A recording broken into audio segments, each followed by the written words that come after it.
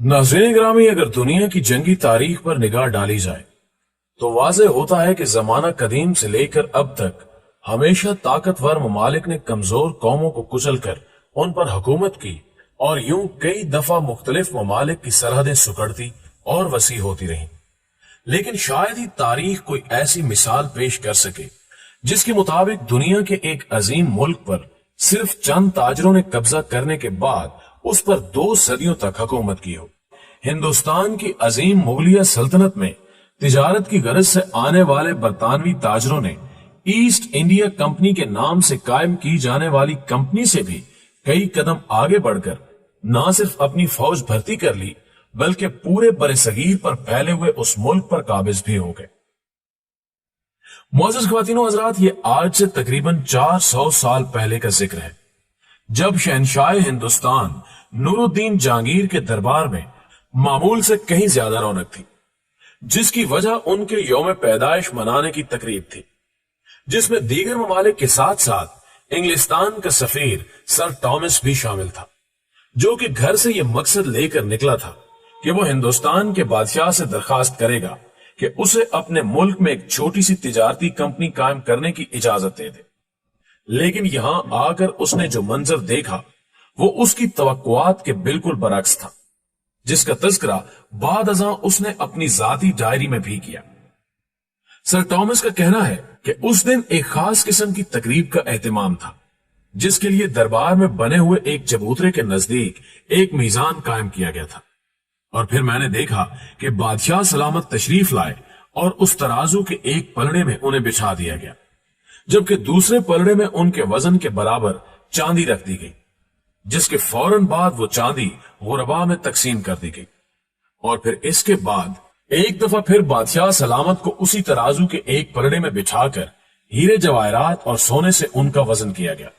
और फिर ये खजाना भी गुरबा में तकसीम करने के लिए भेज दिया गया, ताकि मुल्क की गरीब अवाम जिल्ले इलाही की दराजी उम्र की दुआ में शरीक हो। नाज़रीन मोहतरम, ये मंजर देखने के बाद सर टॉमस पर न सिर्फ मुगल बादशाहों की दौलत और सरवत का रोब कायम हो गया, बल्कि उसने सोचा कि काश वो जिस मकसद के लिए यहां आया है वो पूरा हो सके, चूंकि उसको इस मंजर से अंदाजा हो गया था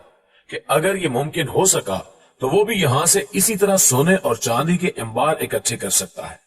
लेकिन ये इतना आसान काम हरगिज ना था, चूंकि अजीम मुगलिया सल्तनत के बादशाह सिवाय ईरान और सल्तनत उस्मानिया के किसी भी और मुल्क के साथ बराबरी के ताल्लुकात रखने को अपनी तौहीन समझते थे। सो जब सर टॉमस ने शहनशाह जहांगीर के आगे अपना मुद्दा रखा तो बादशाह ने उसके साथ ऐसा कोई भी मुआहदा करने से इनकार कर दिया। लेकिन सर टॉमस, जो कि सिफारती दौ पेश में अपना सानी नहीं रखता था, ने बादशाह के दरबार में तोहफे तहाइफ देकर वहां मजीद चंद दिन ठहरने का सामान पैदा कर लिया, और फिर उसने अपनी सलाहियतें बादशाह की बजाय वली अहद शाहजहां पर आजमाने का फैसला किया, जिसमें वो कामयाब रहा। और बिलाखिर शाहजहां के साथ एक मुआहदे में उसने हिंदुस्तान में ईस्ट इंडिया कंपनी के कयाम की इजाजत ले ली। और ये पहला मौका था जब सल्तनत मुगलिया ने बरतानिया की किसी कंपनी को यहां कारोबार करने की इजाजत दी थी। और फिर इसके 350 साल तक बरतानिया के उन नाम निहाद ताजरों ने हिंदुस्तान से कितनी दौलत लूटकर अपने मुल्क मुंतकिल की और किस तरह उसको लूटा, इसका एक हल्का सा खाका हम अपने नाज़रीन की खिदमत में पेश करने की कोशिश करेंगे, ताकि अंदाजा हो सके कि अंग्रेज इस सरजमीन को सोने की चिड़िया से क्यों तशबीह दिया करते थे। नाज़रीन ग्रामी, उस इजाजतनामे के मिलने के बाद अंग्रेजों ने हिंदुस्तान के मुख्तलिफ साहिली शहरों में अपनी फैक्ट्रियां कायम की, जिनके जरिए रेशम और मसालाजात के अलावा दीगर कई और चीजों की भी तिजारत शुरू कर दी, जिसके जरिए उन्हें बेपनाह फायदा हासिल हुआ। जबकि इसके साथ साथ उन्होंने सिफारती मैदान में भी खसूसी तौर पर काम करते हुए मुगल बादशाहों की कुर्बत हासिल करने की कोशिशें की, ताकि उन्हें अपने मकासद के हसूल में किसी भी परेशानी का सामना न करना पड़े। नाज़रीन मोहतरम, तारीख के तालिब इल्म जानते हैं कि अंग्रेजों की यहां आमद से कबल पुर्तगाली भी हिंदुस्तान में अपने कदम जमा चुके थे, और ये बात भी साबित है कि बरतानवी ताजरों की दीगर यूरोपीय ममालिक के बाशिंदों के साथ झड़पों का सिलसिला चलता रहता था। सो अपने तहफ्फुज की आड़ में ईस्ट इंडिया कंपनी ने अपने लिए सिपाही भर्ती करने का सिलसिला भी शुरू कर दिया, اور پھر بہت ہی قلیل مدت میں یہ فیکٹریاں قلعوں اور چھانیوں کی صورت اختیار کر گئی۔ یہی نہیں بلکہ اب انہوں نے ریاست کے معاملات میں بھی دخل دینا شروع کر دیا، یعنی جب بھی کسی صوبے یا علاقے کے حکمران کو اپنے دشمن کے مقابلے میں افرادی قوت کی ضرورت ہوتی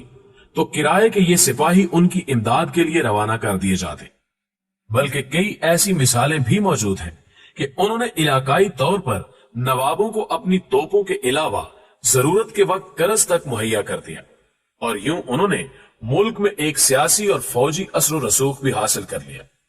جبکہ اسی دوران انہوں نے ساحلی علاقوں سے نکل کر دور دور تک اپنے پنجے پھیلا لیے تھے۔ ناظرین گرامی، مقام حیرت ہے کہ انگریزوں کی اس بے لگامی کے باوجود طاقت اور اقتدار کے نشے میں مست مغل حکمرانوں نے اس بات کا کوئی نوٹس لینا گوارا نہ کیا، اور پھر تاریخ نے ایک خونخوار باب 1757 میں لڑی جانے والی جنگ پلاسی کی شکل میں اپنے دامن میں محفوظ کر لیا، جب صرف 3000 انگریز فوج نے بنگال کے حکمران نواب سراج الدولہ کی 50,000 فوج کو شکست دے کر بنگال کی دولت کو جہازوں میں لاد کر برطانیہ روانہ کر دیا، جو کہ شاہی خزانے میں جمع کرا دی گئی۔ لیکن اس میں سے لارڈ کلائیو نے جو دولت اپنے لیے رکھی وہ آج کے تقریباً 3 کروڑ ڈالر کے برابر بنتی ہے۔ ہر چند اس جنگ میں ان کی کامیابی کے پیچھے فوجی طاقت نہیں بلکہ سازشوں کا ایک جال تھا، جس کا مرکزی کردار میر جعفر جیسے ننگے وطن شخص کے نامہ اعمال میں آتا ہے۔ لیکن اس حقیقت سے بھی انکار ممکن نہیں کہ اس کے پیچھے ان کی ہندوستان سے کمائی ہوئی دولت اور وہ فوجی قوت تھی جو انہوں نے اس دوران جمع کر لی تھی۔ لارڈ کلائیو نے جو دولت اپنے لیے رکھی اس سے اس نے برطانیہ میں ایک بڑی جاگیر خرید کر ایک عظیم الشان محل تیار کرا کے اس کا نام پلاسی رکھا۔ لیکن اس کے بعد بنگال میں جو مالی بحران پیدا ہوا وہ اپنی جگہ ایک کالا باب ہے۔ ناظرین گرامی، اورنگزیب عالمگیر کے بعد سلطنت مغلیہ کو جتنے بھی حکمران نصیب ہوئے وہ ہرگز اس قابل نہ تھے کہ اتنی بڑی سلطنت کا انتظام سنبھال سکتے، بلکہ ان کی عیاشیوں کی بدولت ملک اندرونی خلفشار کا شکار ہو کر رہ گیا۔ یہی وجہ ہے کہ وہ انگریزوں کے اس بڑھتے ہوئے اثر و رسوخ کو صرف دیکھ سکتے تھے، لیکن ان کے بازوؤں میں ہرگز اتنی قوت نہ تھی کہ وہ ان کے آگے کوئی بند باندھ سکتے۔ نتیجہ یہ نکلا کہ جنگ پلاسی سے صرف نصف صدی بعد انگریز فوج کی تعداد 2.5 لاکھ تک پہنچ چکی تھی، اور اب انہوں نے ہندوستان کے دیگر علاقوں کو فتح کرنے کا منصوبہ بھی بنانا شروع کر دیا۔ اب ایسٹ انڈیا کمپنی بنگال سے نکل کر ہندوستان کے اور کئی دیگر علاقوں پر بھی قابض ہو چکی تھی، حتیٰ کہ وہ وقت بھی آیا جب 19ویں صدی کے اوائل میں لال قلعے دہلی میں بیٹھا ہوا بادشاہ شاہ عالم بھی اس کمپنی کے ایک وظیفہ خوار کی حیثیت اختیار کر چکا تھا۔ گویا وقت یوں پلٹا کھا چکا تھا کہ جہانگیر کے دربار میں حاضر ہونے کے لیے جہاں سر ٹامس کو ایریاں رگڑنا پڑتی تھی، اب اسی جہانگیر کی اولاد اس کمپنی کے ایک کلرک کے استقبال کے لیے مجبور ہو چکی تھی۔ لیکن بات یہاں پر آ کر ختم نہیں ہو جاتی۔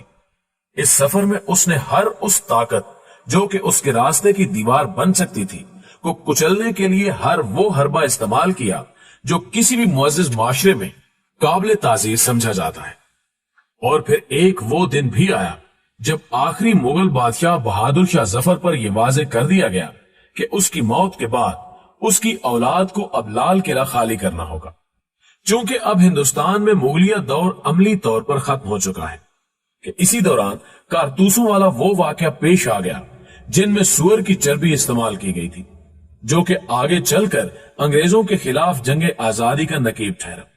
جس میں اگرچہ ہندوستان کے رہنے والوں نے بے جگری سے حصہ لیا لیکن ان کے پاس قیادت کا فقدان تھا،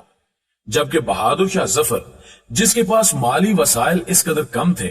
کہ وہ اپنے سپاہیوں کو تنخواہ دینے کے قابل بھی نہ تھا، کہ ساتھ ساتھ وہ ایک بوڑھا اور کمزور بادشاہ بھی تھا۔ سو نتیجہ یہ نکلا کہ اس جنگ میں مغلوں کے اقتدار کا سورج ہمیشہ کے لیے غروب ہو گیا اور بہادر شاہ ظفر کو قیدی کی حیثیت سے رنگون لے جا کر اس کو موت تک اذیت ناک زندگی کے سپرد کر دیا گیا، جس کے بعد اہل ہندوستان ایک طویل عہد غلامی کا شکار ہو کر رہ گئے۔ دوستوں، پوری امید ہے کہ آج کی یہ معلوماتی ویڈیو یقیناً آپ کے علم میں اضافے کا باعث بنی ہوگی۔